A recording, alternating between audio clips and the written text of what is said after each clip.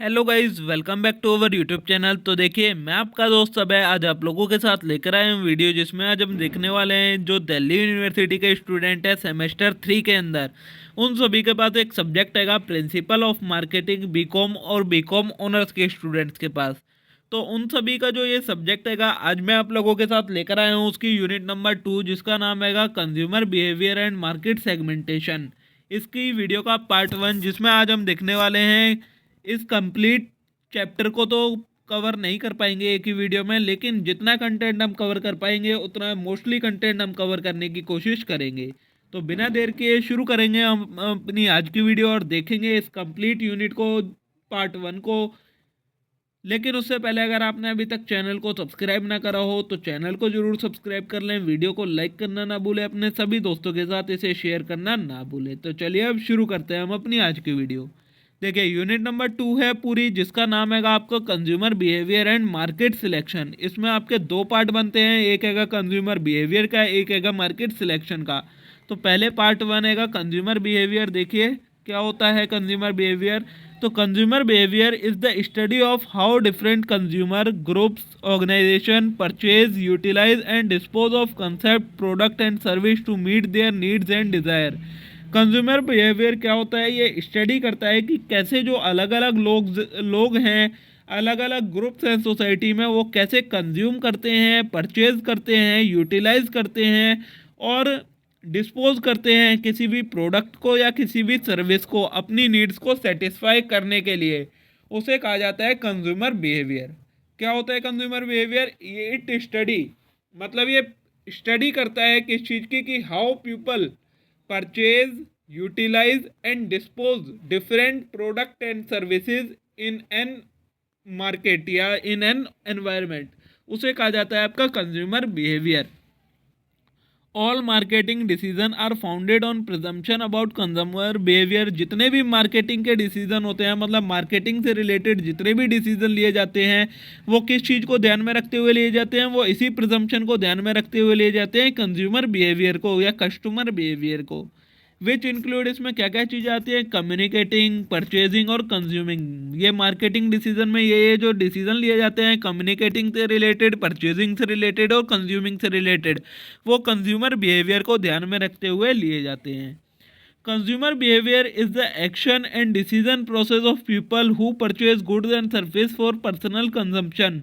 Consumer, ये सारी define ही दे रखी है कंज्यूमर बिहेवियर के बारे में। कंज्यूमर बिहेवियर को और हम कैसे डिफाइन कर सकते हैं कि ये एक्शन है या डिसीजन का प्रोसेस है, जिसमें जो लोग होते हैं वो डिसाइड करते हैं कि उन्हें कौन सा गुड्स खरीदने हैं, कौन सी सर्विसेज खरीदनी है और उन्हें कैसे कंज्यूम करना है अपनी डिज़ायर को सेटिस्फाई करने के लिए, अपनी आपको सेटिस्फाई करने के लिए। उस चीज़ को कहा जाता है consumer behaviour.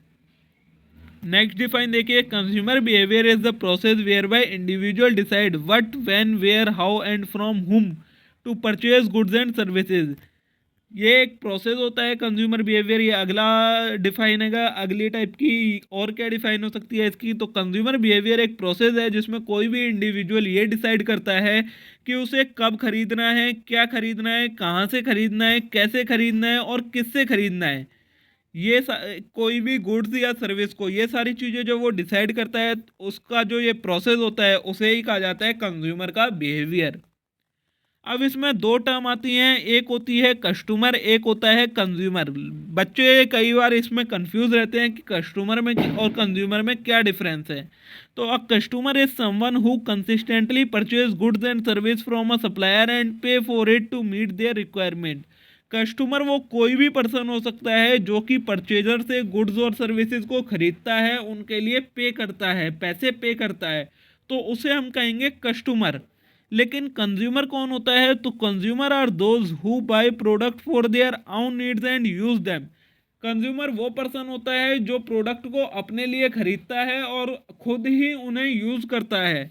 Although a consumer can not resale the community और सर्विस। जो भी कंज्यूमर होगा वो उस जो कमोडिटी को या किसी भी गुड्स या सर्विस को खरीदेगा, वो उसे दोबारा किसी को रिसेल नहीं कर सकता है, बट कैन कंज्यूम इट, वो सिर्फ उसे कंज्यूम कर सकता है। The final user of product or service is referred as consumer. किसी भी प्रोडक्ट का जो फाइनल यूजर होता है उसे हम एक तरीके से कंज्यूमर कहते हैं। तो इससे हमें क्या पता लगता है, कस्टमर वो कोई भी पर्सन हो सकता है जो उस गुड्स को किस परचेजर से खरीदता है और उसके लिए पेमेंट करता है। अब उसने चाहे अपने कंजम्पशन के लिए खरीदी हो, चाहे किसी और के कंजम्पशन के लिए, मतलब किसी और को बेचने के लिए। अगर किसी और के बेचने के लिए खरीदी है तो वो कस्टमर कहलाएगा। वहीं अगर किसी पर्सन ने कोई चीज़ खरीदी है अपने खुद को कंज्यूम करने के लिए उसे, तो वो उसका कंज्यूमर कहलाएगा। ठीक है, ये आपका डिफरेंस हो गया कस्टमर और कंज्यूमर में। अब आता है आपका नेचर ऑफ कंज्यूमर बिहेवियर। जो हमारा कंज्यूमर बिहेवियर होता है उसका नेचर क्या होता है, तो नंबर वन आता है आपका डायनेमिक इन नेचर। तो consumer behaviour changes through out life. जो कंज्यूमर का बिहेवियर होता है वो पूरी लाइफ में चेंज होता रहता है, depending on nature of product की हमें प्रोडक्ट कैसा मिल रहा है उसके ऊपर डिपेंड करता है। It changes gradually over time, ये टाइम टू टाइम ऐसे ही चेंज होता रहता है। Net varies from customer to customer. तो not all consumer act in same way. जितने भी कंज्यूमर होते हैं वो सभी सेम वे में एक्ट नहीं करते हैं। Distinct shopper exhibit distinct behaviour. जितने भी वो होते हैं सब अलग अलग बिहेवियर दिखाते हैं, मतलब सब कंज्यूमर की जो नीड्स होती हैं, जो सेटिस्फेक्शन लेवल होता है वो डिफरेंट डिफरेंट होता है।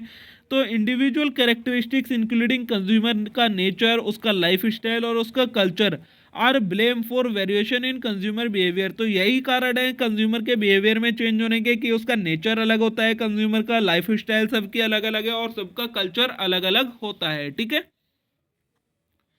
नेक्स्ट आता है लीड्स टू परचेज डिसीजन। तो a choice to buy is influenced by favourable consumer behaviour.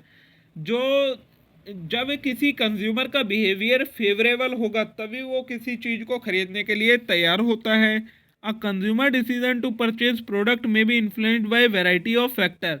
जो कंज्यूमर का ये बिहेवियर है कि वो प्रोडक्ट को खरीदने के लिए इन्फ्लुएंस हो जाए, तैयार हो जाए, वो कई सारे फैक्टर्स पर डिपेंड करता है।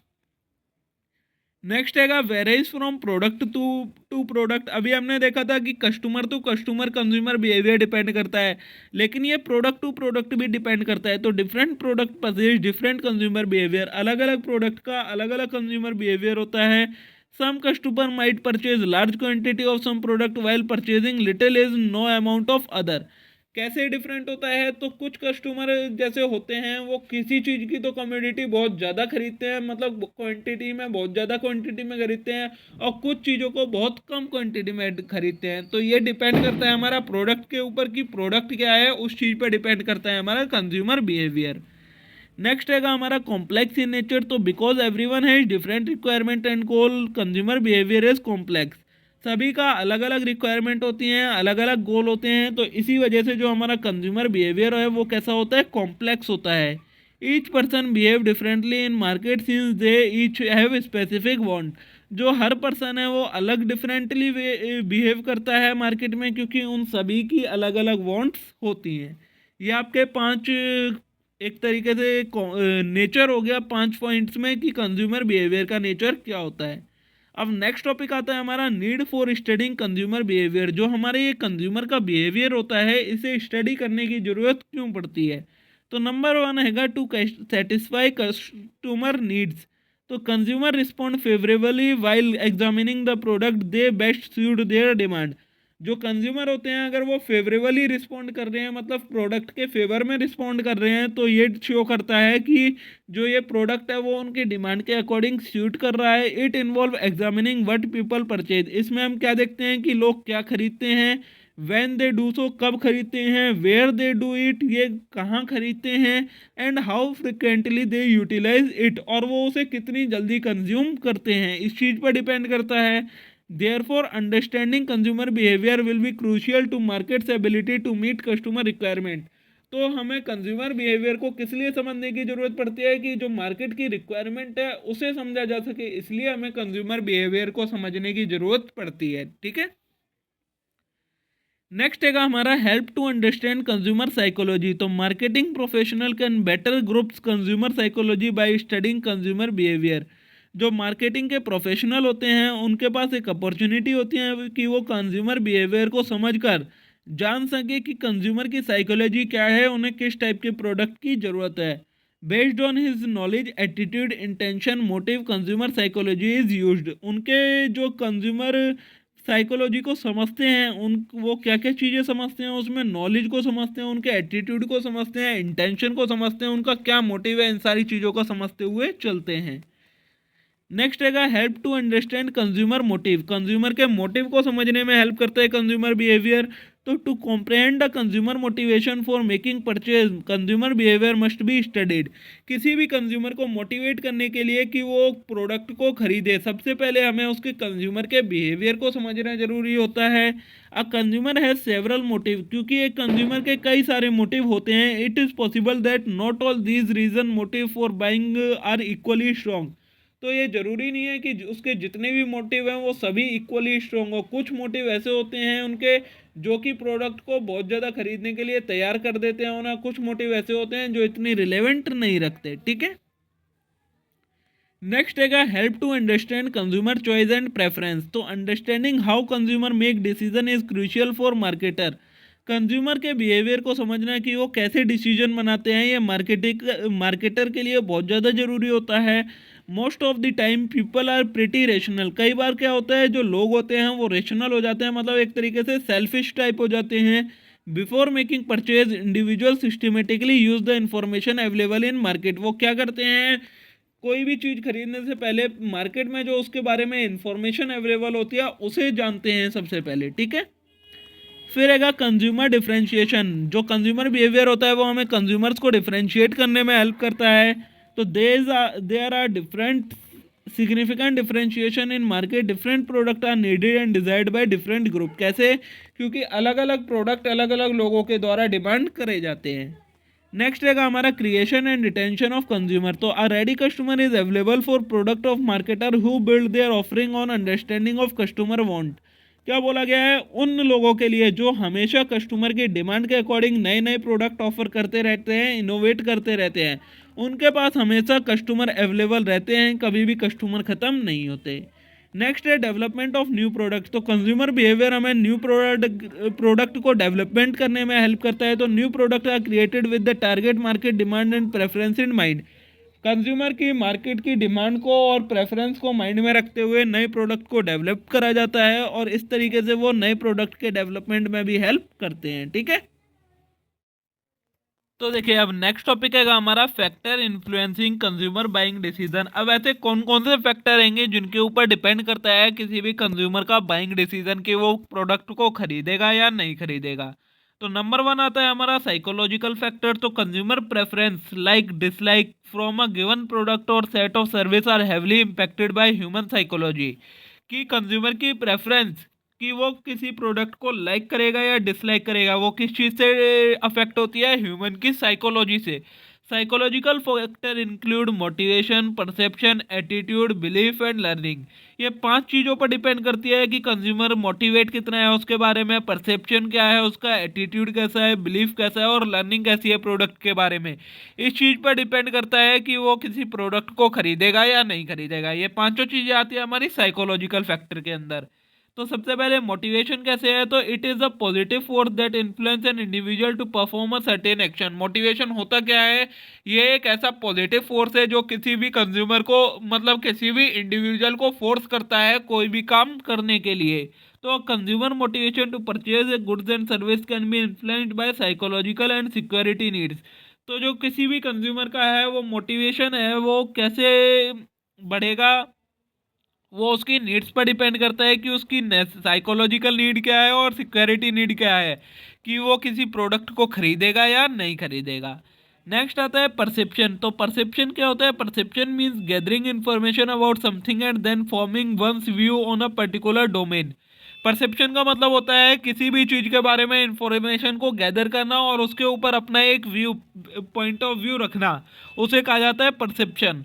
तो if a consumer form a positive perception about a brand it surely influence his buying decision. तो अगर किसी कंज्यूमर का किसी ब्रांड के तरफ कोई पॉजिटिव परसेप्शन बन जाता है तो ये कंफर्म हो जाता है कि अब वो पर्सन है वो उसी ब्रांड का प्रोडक्ट खरीदेगा। नेक्स्ट है लर्निंग। तो a person gain greater knowledge about a product when they purchase it. कोई भी पर्सन अगर किसी प्रोडक्ट को खरीदता है तो उससे पहले उसके बारे में नॉलेज गेन करता है अच्छे से। Learning is dependent on consumer ability and knowledge.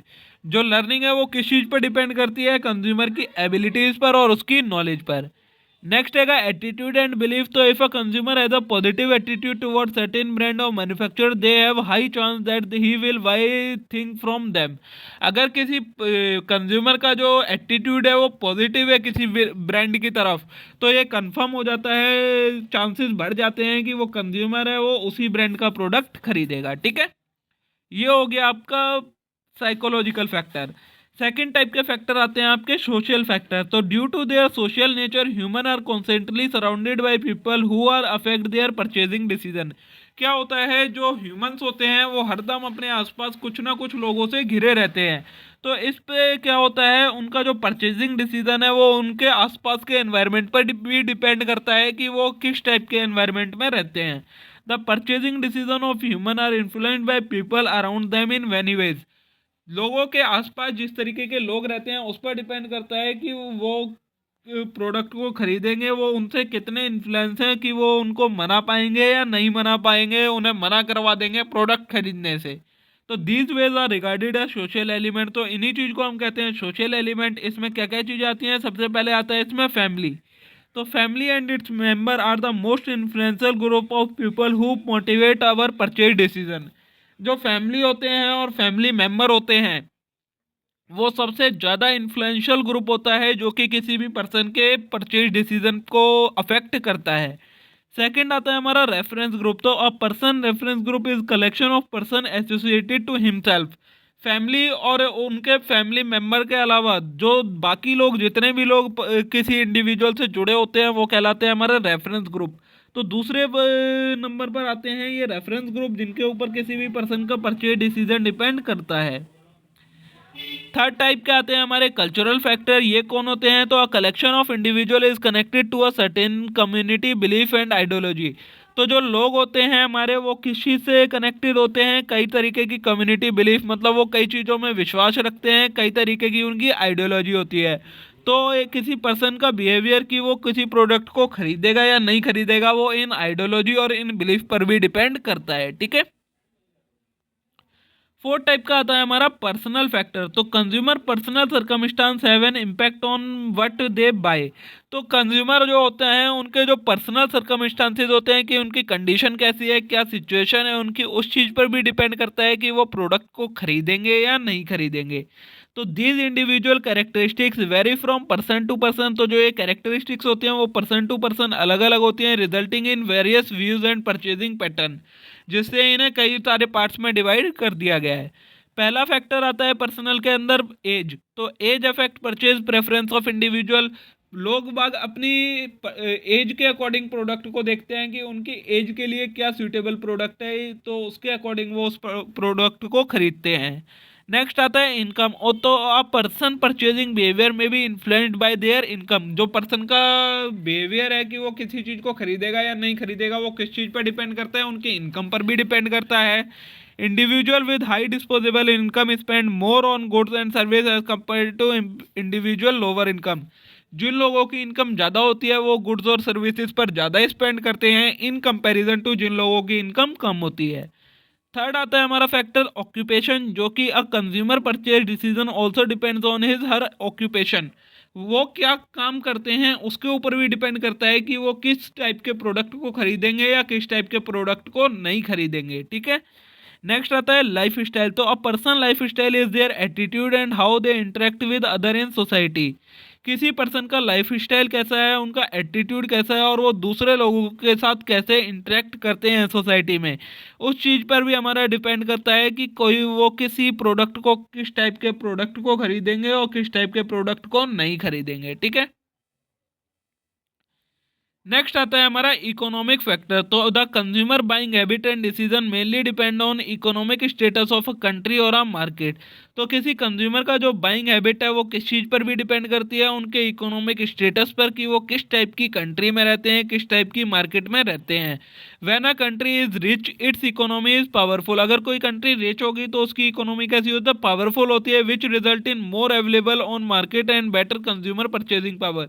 तो उनकी इकोनॉमिक पावरफुल है, इसका मतलब क्या है, लोग पैसे वाले हैं और वो वहाँ पर ज़्यादा गुड्स एंड सर्विसेज को खरीदना पसंद करते हैं। ये चीज़ आती है आपकी इकोनॉमिक फैक्टर में।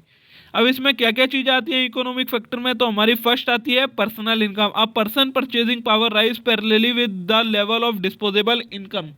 किसी पर्सन की डिस्पोजेबल इनकम कितना बढ़ती है उस चीज़ पर डिपेंड करता है कि वो कितना परचेजिंग पावर उसकी बढ़ेगी। The money that is left after meeting a person fundamental necessity is referred A disposable income. Disposable income क्या होती है? जो पर्सन हैगा उसकी जो नेसेसिटीज़ को पूरी करने के लिए जिस इनकम का वो यूज़ करता है उसे कहा जाता है उसकी डिस्पोजेबल इनकम। मतलब जो ज़रूरी जो चीज़ें हैं उन्हें पूरा करने के बाद जितना पैसा उसके पास बच जाता है जिसे वो अब परचेजिंग पर, गुड्स एंड सर्विसेज पर स्पेंड कर सकता है, उसे कहा जाता है आपकी डिस्पोजेबल इनकम। सेकेंड फैक्टर आता है आपका फैमिली इनकम। तो the income of all family member when combined together form family income. जो जितने भी फैमिली मेंबर होते हैं उनकी जब सारी इनकम को कंबाइन कर दिया जाए तो वो मिलाकर क्या बनती है? फैमिली इनकम बन जाती है। It is therefore shared that when a family has more bread earner they will spend more on daily and extra goods. तो यही बोला जाता है कि अगर एक फैमिली में ज़्यादा कमाने वाले लोग होंगे तो वो ज़्यादा गुड्स एंड सर्विसेज पर, डेली प्रोडक्ट पर ज़्यादा पैसा खर्चा स्पेंड करेंगे। तो family with low income spend less on these. और वहीं जाओ फैमिली की इनकम लो होगी, जहाँ पर कमाने वाले कम होंगे, वहाँ पर वो इन चीज़ों पर कम खर्चा करेंगे। नेक्स्ट आती है हमारी सेविंग। तो it is the amount from the income that is set aside purpose for future uncertainties. तो सेविंग्स में क्या आता है? वो अमाउंट जो हमारी फ्यूचर अनसर्टेनिटीज़ के लिए सेट असाइड कर दी जाती है, मतलब अलग निकाल कर रख दी जाती है, उसे कहा जाता है आपका saving. It hold a specific place in purchase decision of a consumer. ये क्या करता है? जो कंज्यूमर का परचेज डिसीजन होता है उसमें एक अलग जगह बना लेता है। When a consumer make his mind to do more saving the purchase decline. अगर कंज्यूमर ये डिसीजन बना लेता है कि उसे अब सेव ज़्यादा करना है तो वो परचेज उसकी डिक्लाइन हो जाती है। वेरेज अगर वो सेव कम करना पसंद करता है तो उसकी परचेजिंग पावर इंक्रीज हो जाती है। नेक्स्ट हैगा कंज्यूमर क्रेडिट। तो easy credit option of consumer who want to buy item encourage greater expenditure. Consumer की क्रेडिट मतलब उनको कितने क्रेडिट ऑप्शन मिल रहे हैं, कितने उधारी पर सामान ज़्यादा मिल रहा है। अगर कंज्यूमर को उधारी पर सामान ज़्यादा मिलेगा तो वो उनका एक्सपेंडिचर बढ़ जाता है। मतलब अगर कुछ टाइम के बाद उन्हें पे करना पड़े तो वो ज़्यादा चीज़ें खरीद सकते हैं, वहीं अगर उन्हें एकदम कैश में खरीदने के लिए बोला जाए तो वो उतनी चीज़ें नहीं खरीद सकते। तो consumer tend to buy more luxurious and comfort when credit is more readily available. तो कंज्यूमर जो होते हैं वो लग्जरी गुड तभी खरीदना पसंद करते हैं जब उन्हें ये पता होता है कि हमारे पास क्रेडिट फैसिलिटी अवेलेबल है। ठीक है। नेक्स्ट आता है हमारा consumer buying decision process. Consumer के जो बाइंग का डिसीजन का प्रोसेस होता है वो कैसे होता है? तो understanding the purchase decision process enable marketer to build market campaign that are distinctive and identifiable by customer allowing them to recall the product in time of need. क्या बोला है? अगर मार्केटर्स को ये देखना है कि जब कंज्यूमर को उसके पास प्रोडक्ट ख़त्म हो जाए और उसे उसको ख़रीदने की ज़रूरत पड़े तो उन्हें उनका ही प्रोडक्ट का नाम ध्यान में आए और उनका ही प्रोडक्ट ध्यान में आए। ये चीज़ देने के लिए उन्हें पहले ये जानना पड़ता है कि कंज्यूमर खरीदता किस टाइम पर है, उनके बाइंग करने का मतलब प्रोडक्ट को खरीदने का प्रोसेस क्या है, किस प्रोसेस से वो खरीदता है, जिससे वो उस प्रोसेस को इन्फ्लुएंस कर पाएँ, जिसमें अपने प्रोडक्ट को डाल सकें, जिससे अगर कभी कंज्यूमर के पास वो प्रोडक्ट ख़त्म होता है तो सबसे पहले उन्हें उसी ब्रांड के या उस मार्केटर के प्रोडक्ट की याद आए। तो इसमें 5 स्टेप होते हैं हमारे परचेजिंग डिसीजन प्रोसेस में। सबसे क्या है? तो the purchase process consist of 5 steps. It begin with pre purchase and conclude with post purchase. The following step comprise the buyer choice process. इसमें क्या क्या चीज़ें आती है? देखिए ये 5 चीज़ें आती हैं। तो देखिए फर्स्ट स्टेप आता है हमारा द नीड रिकॉग्निशन। सबसे पहले उन्हें पहचानना होता है कि कंज्यूमर को जो खरीदना चाहते हैं वो हैं कौन कौन। फिर सेकंड स्टेप आता है इंफॉर्मेशन सर्च, मतलब उनके बारे में इंफॉर्मेशन गैदर करनी होती है। फिर इवेल्युएशन ऑफ ऑप्शन, जितने भी ऑप्शन अवेलेबल होते हैं उन्हें जानना होता है। फिर परचेज डिसीजन लेना होता है। ये कंज्यूमर के स्टेप बता रखे हैं आपको। सबसे पहले कंज्यूमर क्या करता है? प्रोडक्ट को आइडेंटिफाई करता है कि किस प्रोडक्ट की ज़रूरत है। फिर उसके बारे में इंफॉर्मेशन सर्च करता है, मतलब जितनी भी इंफॉर्मेशन मार्केट में अवेलेबल होती है, कहीं भी अवेलेबल होती है, उस इंफॉर्मेशन को गैदर करता है। फिर इवेल्युएशन ऑफ ऑप्शंस, ऑप्शंस को इवेल्युएट करता है कि हमें एक तरीके से क्या क्या हमारे पास ऑप्शन अवेलेबल हैं, हम क्या क्या अल्टरनेटिव अवेलेबल है। उसके बाद परचेज डिसीजन कि हमें इनमें से कौन सा चीज़ खरीदनी है। फिर उसके बाद आता है पोस्ट परचेज इवैल्यूएशन, परचेज करने के बाद क्या क्या इवैल्यूएशन करना होता है, ठीक है। तो आप देखिए फर्स्ट आता है स्टेज ऑफ रिकॉग्निशन। तो the initial stage in buyer decision process is need recognition. The buyer detector need and learn that a product or service that require in absent at this step. क्या बोला गया है, पहला step क्या आता है buyer के डिसीजन प्रोसेस में, नीड रिकॉग्निशन। मतलब वो ये पहचानता है कि मेरे पास कौन से प्रोडक्ट की कमी है और जिसको मेरे को खरीदने की ज़रूरत है। तो marketer must use campaign to raise brand recognition and guarantee that customer remember the brand when they are in need. तो मार्केटर को क्या करने चाहिए, ऐसे कैंपेन चलाने चाहिए जिससे उनकी ब्रांड की रिकॉग्निशन हो, मतलब सभी को उनके बारे में पता लगे और ये ध्यान रहे कि जब भी उनके पास प्रोडक्ट खत्म हो तो उनको उनकी ब्रांड की याद आए। तो the brand must be in distinctive and trustworthy in the I of target audience. तो वो ब्रांड कैसी होनी चाहिए, वो डिस्टिंक्टिव होनी चाहिए, मतलब डिफरेंट होनी चाहिए और ट्रस्टवर्दी होनी चाहिए।